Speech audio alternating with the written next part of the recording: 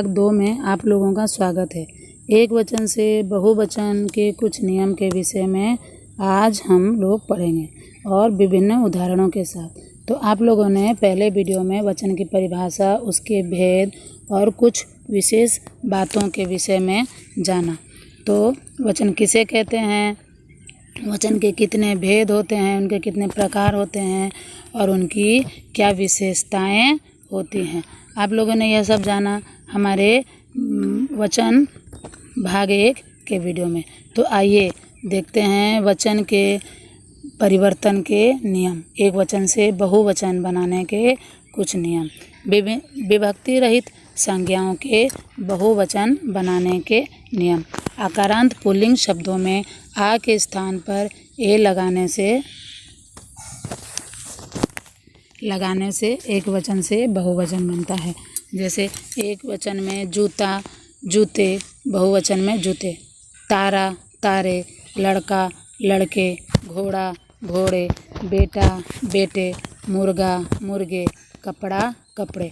उसी तरह आकारांत स्त्रीलिंग शब्दों में अ के स्थान पर ए लगाने से बहुवचन बनते हैं। जैसे कलम, कलमें, बात, बातें, रात, रातें, आँख, आँखें, पुस्तक, पुस्तकें। जिन स्त्रीलिंग संज्ञाओं के अंत में या आता है या उसमें या के ऊपर चंद्रबिंदु लगाने से बहुवचन बनता है। जैसे बिंदिया, बिंदियाँ, चिड़िया, चिड़ियाँ, डिबिया, डिबियाँ, गुड़िया, गुड़ियाँ, चूहिया, चूहियाँ। इकारांत स्त्रीलिंग शब्दों में छोटी ई या बड़ी ई के स्थान पे या लगाने से बहुवचन बनता है। जैसे तिथि, तिथियाँ, नारी, नारियाँ, गति, गतियाँ, थाली, थालियाँ। आकारांत स्त्रीलिंग एक वचन संज्ञा शब्दों के अंत में ए लगाने से बहुवचन बनता है। जैसे लता आकारांत शब्द है, लताएं। अध्यापिका, अध्यापिकाएं। कन्या, कन्याएं। माता, माताएं। भुजा, भुजाएं। पत्रिका, पत्रिकाएं। शाखा, शाखाएं। कामना, कामनाएं। कथा, कथाएं। इकारांत स्त्रीलिंग शब्दों में या लगाने से बहुवचन बनता है। जैसे जाति, जातियाँ। रीति, रीतियाँ। नदी, नदियाँ। लड़की, लड़कियाँ। उसी तरह उकारांत या बड़ा उकारांत स्त्रीलिंग शब्दों के अंत में ए लगाने से और बड़ा ऊ को छोटा ऊ में बदल देते हैं। जैसे वस्तु, वस्तुएं। गौ, गौएं। बहू, बहुएं। बधू, बधुएं। गऊ, गौएं। संज्ञा के पुल्लिंग अथवा स्त्रीलिंग गुणों में गण, वर्ग, जन, लोग, वृंद, दल आदि शब्द जोड़कर भी शब्दों को बहुवचन बना देते हैं। जैसे स्त्री, स्त्री जन। नारी, नारी वृंद। अधिकार, अधिकारी वर्ग। पाठक, पाठक गण। अध्यापक, अध्यापक वृंद।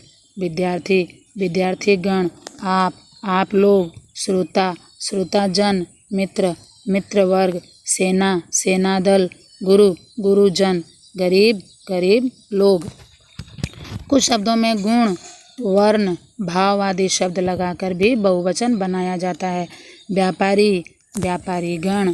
मित्र, मित्र वर्ग। शुद्धि, शुद्धिजन।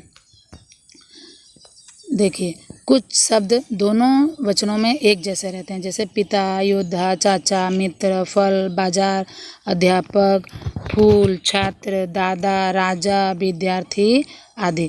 इस तरह कितने शब्द हैं जो कि एक वचन और बहुवचन दोनों में एक समान ही व्यवहार होते हैं। तो अब देखते हैं विभक्ति सहित शब्दों में या विभक्ति सहित संज्ञाओं के बहुवचन बनाने के कुछ नियम। विभक्तियों से युक्त होने पर शब्दों के बहुवचन का रूप बनाने में लिंग के कारण कोई परिवर्तन नहीं होता। इनके कुछ नियम दिए गए हैं। जैसे आकारांत, अकारांत, आकारांत तथा एकारांत शब्दों में अंतिम अ, आ या ए के स्थान पर बहुवचन बनाने से ओ कर दिया जाता है। जैसे लड़का, लड़कों। घर, घरों। गधा, गधों। घोड़ा, घोड़ों। चोर, चोरों। यह विभक्ति सही, जैसा लड़का, लड़का ने, लड़कों ने, इसमें विभक्ति ने का प्रयोग हो रहा है। संस्कृत के अकारांत या संस्कृत हिंदी की सभी उकारांत या उकारांत, अकारांत और अकारांत शब्दों को बहुवचन का रूप देने के लिए अंत में औ जोड़ना पड़ता है। उकारांत शब्दों में औ जोड़ने के पूर्व बड़ा ऊ को छोटा ऊ कर दिया जाता है, जैसे लता, लताओं, साधु, साधुओं, वधु, वधुओं, घर, घरों, जौ, जौओं। सभी इकारांत और इकारांत शब्दों संज्ञाओं का बहुवचन बनाने के लिए अंत में यों जोड़ा जाता है। इकारांत शब्दों में यों जोड़ने के पहले बड़ी ई या छोटी ई कर दिया जाता है, जैसे मुनि, मुनियों, गली, गलियों, नदी, नदियों, साड़ी, साड़ियों, श्रीमती, श्रीमतियों। यहाँ बड़ी ई है गली में, यहाँ गलियों में छोटी ई कर दिया गया। यह ध्यान देने वाली बात है। तो बच्चों, हम वचन की पहचान किस तरह करेंगे यह देखते हैं। वचन की पहचान संज्ञा, सर्वनाम, विशेषण अथवा क्रिया के द्वारा होती है, यह स्पष्ट है। हिंदी भाषा में आदर प्रकट करने के लिए एक वचन के स्थान पर बहुवचन का प्रयोग किया जाता है। गांधी जी हमारे राष्ट्रपिता हैं। पिताजी कब आए हैं? मेरी माताजी मुंबई गए हैं। शिक्षक पढ़ा रहे हैं। डॉक्टर मनमोहन सिंह भारत के प्रधानमंत्री हैं। कुछ शब्द सदैव एक वचन में रहते हैं, जैसे आकाश में बादल छाए हैं। निर्दलीय नेता का चयन जनता द्वारा किया जा गया। नल खुला मत छोड़ो वरना पानी खत्म हो जाएगा। मुझे बहुत क्रोध आ रहा है। राजा को सदैव अपनी प्रजा का ख्याल रखना चाहिए। गांधी जी सत्य के पुजारी हैं। द्रव्यवाचक, भाववाचक या व्यक्तिवाचक संज्ञाएं सदैव एक वचन में प्रयुक्त होती हैं। चीनी बहुत महंगी होती है। पापा से घृणा मत करो। बुराई की सदैव पराजय होती है। प्रेम की पूजा है। किसान बुद्धिमान है। चीनी बहुत महंगी होती है। पाप से घृणा करो, पापी से नहीं। बुराई की सदैव पराजय होती है। प्रेम की ही पूजा है। किसान बुद्धिमान है। इस तरह द्रव्यवाचक, भाववाचक, व्यक्तिवाचक संज्ञाएं सदैव एक वचन में प्रयुक्त होती हैं। कुछ शब्द सदैव बहुवचन में रहते हैं। दर्दनाक दृश्य देखकर मेरे तो प्राण ही निकल गए। आजकल मेरे बाल बहुत टूट रहे हैं। रवि जब से अफसर बना है तब से तो सदैव उसके दर्शन ही दुर्लभ हो गए हैं। आजकल हर वस्तु के दाम बढ़ गए हैं। इस तरह यहाँ दाम, दुर्लभ, प्राण, बाल, यह सब बहुवचन में प्रयोग हो रहे हैं। वचन संबंधी कुछ निर्देश। प्रत्येक तथा हर एक का सदैव एक वचन में प्रयोग होता है। प्रत्येक व्यक्ति यही कहेगा, हर एक कुआं मीठे जल का नहीं है। दूसरी भाषाओं में तत्सम या तद्भव शब्दों का प्रयोग हिंदी व्याकरण में अनुसार होना चाहिए। अंग्रेजी के फुट का बहुवचन फिट होता है, किंतु हिंदी में इसका प्रयोग इस प्रकार होगा, 2 फुट लंबी दीवार है, ना कि 2 फीट लंबी दीवार है। प्राण, लोक दर्शन, आंसू, होंठ, दाम, अक्षत इत्यादि वस्तुओं शब्दों का प्रयोग हिंदी में बहुवचन में होता है। आपके होंठ खुले कि प्राण तृप्त हुए। आप लोग आए, आशीर्वाद के अक्षत बरसे, दर्शन हुए। द्रव्यवाचक संज्ञाओं का प्रयोग एक वचन में होता है, जैसे उनके पास बहुत सोना है, उनका बहुत सा धन बर्बाद हुआ। ना 9 मन तेल होगा, ना राधा नाचेगी।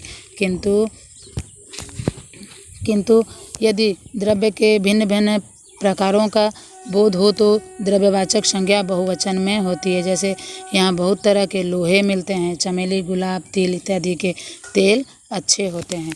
इस तरह बच्चों, आप लोगों ने वचन के एक वचन से बहुवचन बनाने के नियम के विषय में पढ़ा और वचन के बहुत सारे विशेषताएं आदि के विषय में जाना।